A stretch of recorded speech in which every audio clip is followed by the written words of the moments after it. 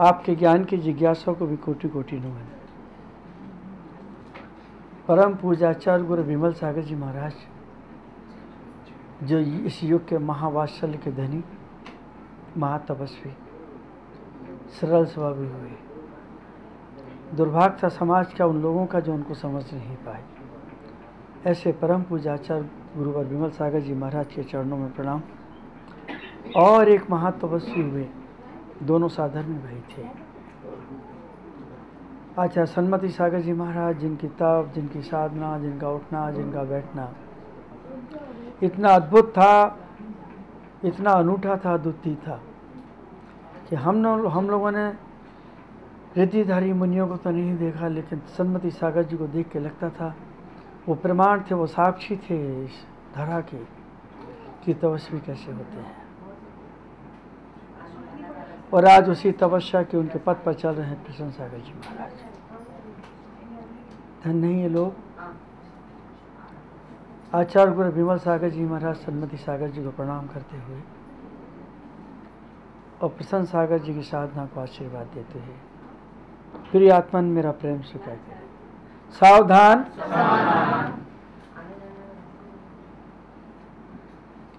बहुत अच्छा प्रश्न है। प्रश्न नहीं है, दो पंक्तियां किसी ने दी है। शादी के पहले, मेरे तरफ क्यों देखा? शादी के पहले जय हनुमान, जय हनुमान। शादी के बाद भजले जय श्री राम, जय श्री राम। गुरुवर करो तुम मेरा समाधान, गुरुवर करो तुम मेरा समाधान। क्या है इसका रहस्य बता दो गुरुवान। शादी के पहले जय हनुमान। बोलिए उत्तर कौन देगा? शादी के पहले हनुमान, शादी के बाद श्री राम। क्यों इन पंक्तियों को रखा गया है? किसी कवि ने लिखी है, रामायण की नहीं है ये। उनके व्यक्तित्व को निखारा है, दोनों के व्यक्तित्व को। तो इसमें से कौन उत्तर देना चाहिए? उत्तर देगा उसको एक पेन दूंगा मैं, भले वो टूटा हो। बोलो।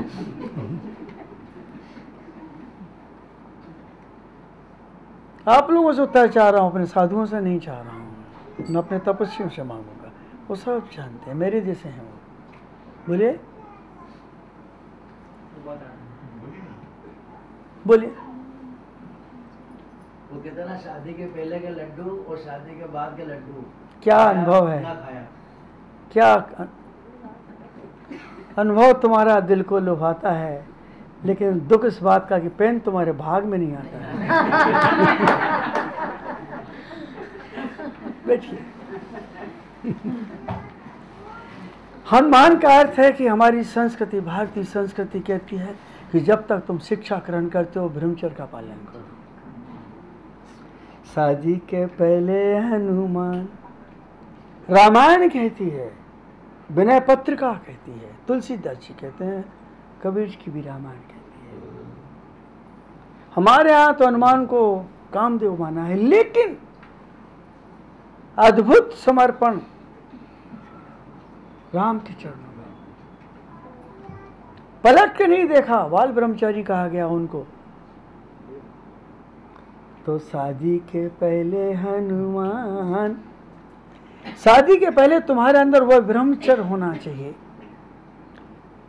जिस ब्रह्म के साथ रह कर के तुम सरस्वती का पान कर सको और सरस्वती को अपने दिल और दिमाग में बिठा सको, और जहाँ से गुजरो तो तुम्हारी वो शिक्षा, तुम्हारा वो ज्ञान तुम खुशबू की तरह महकता चले और लोग तुम्हें देख करके अभिवादन करते चले। शादी के पहले, आज के युग में नहीं है। शादी के बाद जय श्री राम। और शादी के अभी हो जाए तो तुम्हारी वही मर्यादा होना चाहिए, होना चाहिए ना। शादी के बाद वही शील, वही संयम, वही विनय, वही मुस्कुराहट, वही शुद्ध भाव, हंस करके सबसे मिलना। रावण से भी पहले एक ही शब्द कहा था, सीता मेरी है, सती वापस कर दे, मैं युद्ध नहीं करूं। और रावण ने कहा था अहंकार के बस तो मैं ताकत है बनवासी छोकरे, तुझमें ताकत हो तो मुझसे जीत के ले जा। उसको बनवासी छोकरे दिख रहे थे और हम लोगों को राम भगवान दिख। अहंकार था वहाँ, असंयम था वहाँ वासना थी ना, अंधा हो गया था। तो शादी के पहले सदाचार चाहिए, मर्यादा चाहिए, मिठास चाहिए, गुण ग्रहण करने का भाव चाहिए, संतों के प्रति नतमस्तक होने की कला चाहिए। शादी के बाद, यहाँ तो शादी के बाद तो ऐसा लगता है ओनली वन, मेरे जीवन का साथी कोई है तो हस्बैंड, और हस्बैंड सोचा मेरे जीवन की संग नहीं है तो कोई wife is equal to knife.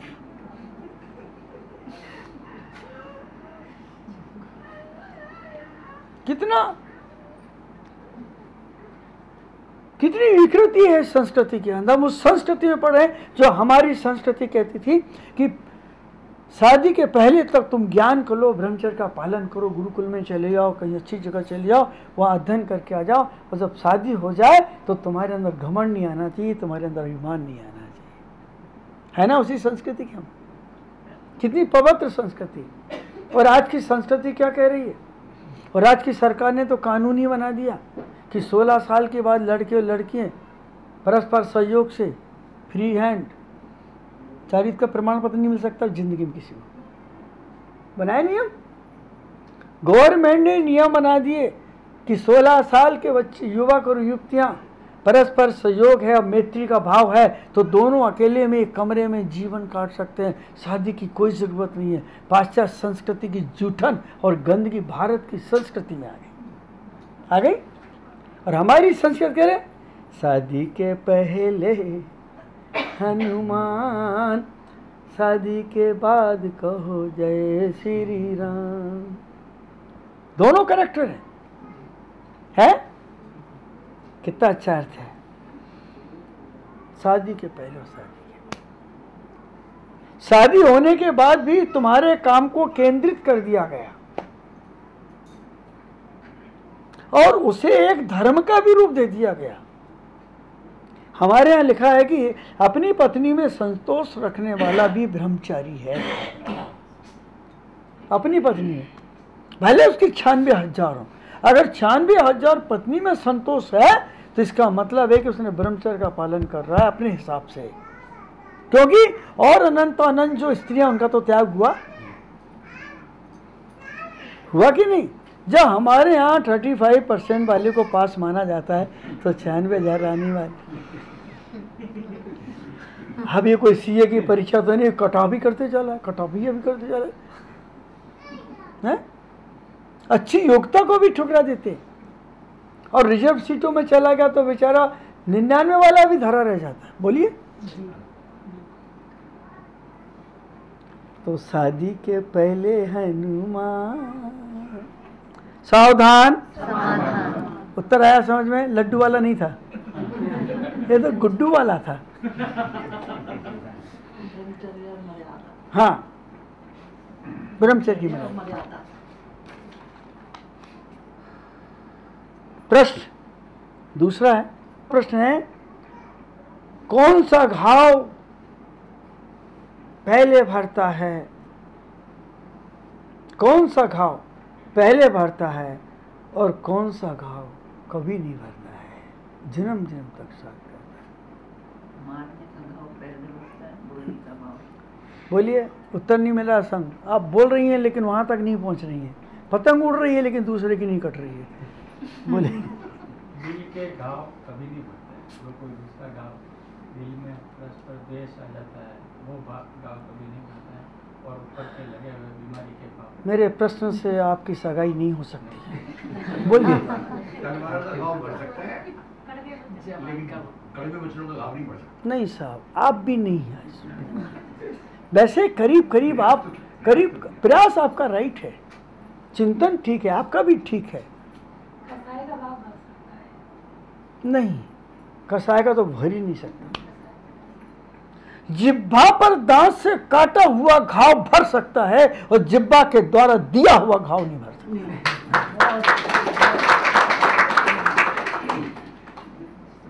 और इसका साक्षी है महाभारत।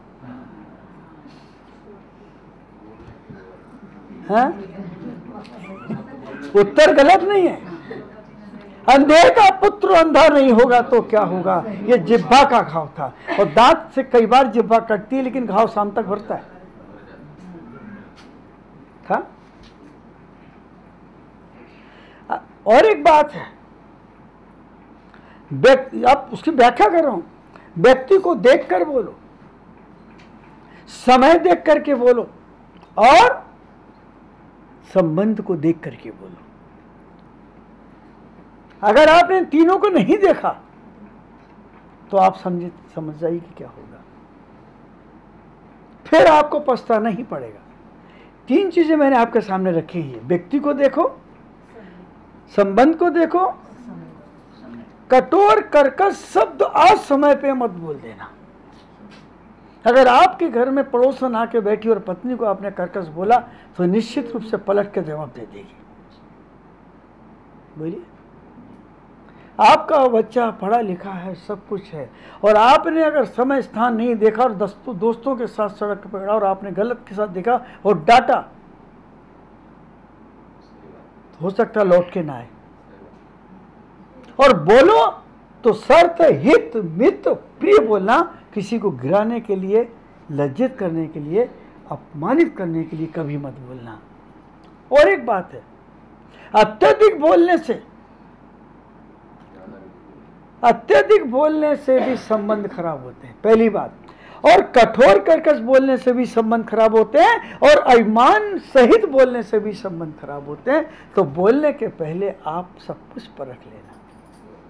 इसलिए कहा कि जिह्वा के घाव तो मिट जल्दी भरेंगे, लेकिन जिह्वा के द्वारा दिए गए घाव, ओके, आप लोग के उत्तर गलत नहीं थे, लेकिन मैं आपको उतनी देर तक सीक्वेंस में रखना चाहता था, बिल्कुल एक गहराई में ले जाना चाहता कि आप मुझे सुन लेंगे फिर कि मेरा उत्तर सही नहीं तो किसका सही है। सावधान। एक बहुत अच्छा प्रश्न है, व्यसन किसे कहते हैं? कोई बताना चाहेगा? हैं? व्यसन किसे कहते हैं? आदत को, गलत आदत, गलत चीजों का जो इस्तेमाल करता है। किसी भी चीज की उसको पकड़े रहना, उसी के लिए व्यसन, उसको पकड़ के नहीं रखना चाहिए। कर दिया, छोड़ कर दिया, ऐसा व्यसन। बोलिए। गलत भोगों का भोग कर, अपनी इच्छा के विपरीत कार्य को। मैं बोलता हूं, व्यसन, बैरी बने शुद्ध असन, इसको कहते व्यसन। बैरी बने शुद्ध असन, आसन नहीं, असन। व्यसन, भोजन भी एक व्यसन है। 7 व्यसन तो मरने के पहले छूटे ही जाएंगे, डॉक्टर ही छोड़ा देगा आधे तो, लेकिन आखिरी तक तृष्णा रहती कि बहू 2 पकौड़ी खिला देती, बड़ा मेरा मन है। मर रहा है बुढ़ा, लेकिन क्या मांग रहा हो रहा है, क्योंकि उन व्यसनों में तो नशा है, लेकिन भोजन में भी नशा होता है, ये ध्यान रखिए आप। है नशा, है ना? बेरी बने आसन, आप जो भी ग्रहण कर रहे हैं वो भी। अब आपको मैं इसकी व्याख्या करना चाहता हूं। पर्युषण पर्व के समय पर, क्या पर्युषण पर्व के समय पर उपवास है लेकिन टीवी देख रहे हैं। भगवान सुन रहे हैं? पर्युषण के पर्व पर उपवास है लेकिन टीवी देख के समय काट रहे हैं। व्यसन है, आंखों का है, गीतों का है, है। पर्यूषण पर्व पर बालक बालिकाएं मोबाइल से बकबक कर रहे हैं, गपशप कर रहे हैं, घंटों कर रहे हैं। ये व्यसन है ना एक कान का, है? बोलते चलो, हाँ बोलो, हाँ है। कोई भी त्योहार है या नहीं है, इंटरनेट पर बैठकर रात के 2-2 बजे तक इंटरनेट पे खोल के बैठ करके आंखें खराब करे, व्यसन है। सोते समय मोबाइल के ढक्कन वो लगा ली, ईयरफोन आपने, बिल्कुल बेहोश होके पड़े हैं और बिल्कुल कान में संगीत चल रहा है, मेरी राधा बोल संगम होगा कि नहीं। वैसा नहीं है, लाइट एक्सपायर कर रहे हैं, ये कर रहे हैं। बोलिए, इस कचरे से मुक्त होने के लिए पर्व आते हैं। इन व्यसनों से मुक्त होने के लिए प्रवचन करवाया था कि 10 दिन की साधना अगर आप कर लें तो थोड़े संस्कार आपके ढीले पड़ जाएं। कपड़ा बहुत गंदा है तो एक बार भी धो लो तो थोड़ा दाग तो कम होता है। आया? मौन का संकल्प लेके बैठ गए, मोबाइल चला रहे। बोलो, संकल्प आएगा। और मोबाइल पे थोड़ी तुमसे बोलने का संकल्प लिया था, सामने वाले से, दूर वाले से। तो है, व्यसन है। तो व्यसन बेरी असन। हम असन माने भोजन, कान का भोजन, आँख का भोजन, शरीर का भोजन, सुनने का भोजन, बोलने का भोजन, ये सभी तो है।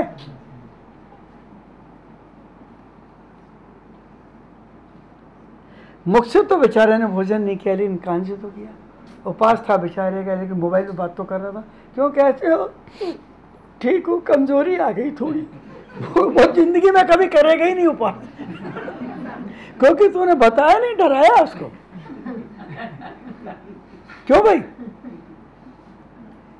सासू जी उपास करके जा रही हैं और घर लौट रही है मंदिर से, और कह के गई थी, बेटा मैं जैसे ही लौट के आऊँ तो तू मेरे लिए काली चाय बना दें। काली चाय माने काली मिर्च की चाय बना, वो होटल वाली काली चाय नहीं है ना, वो काली जो खोलती ना, उबल के हो गई काली, उसका नाम वो काली। हाँ, उबल के काली, इसका नाम ओ काली। घड़ी मत देखिए, है ना। अब वो अगर उस समय बहू ने नहीं बनाई तो कितनी कसाई आएगी उस सासू को, उसकी दादी को, जरूरत से ज्यादा। तो उपास बेकार हो गया। तो व्यसन जिसके बिन आप रह नहीं सकते।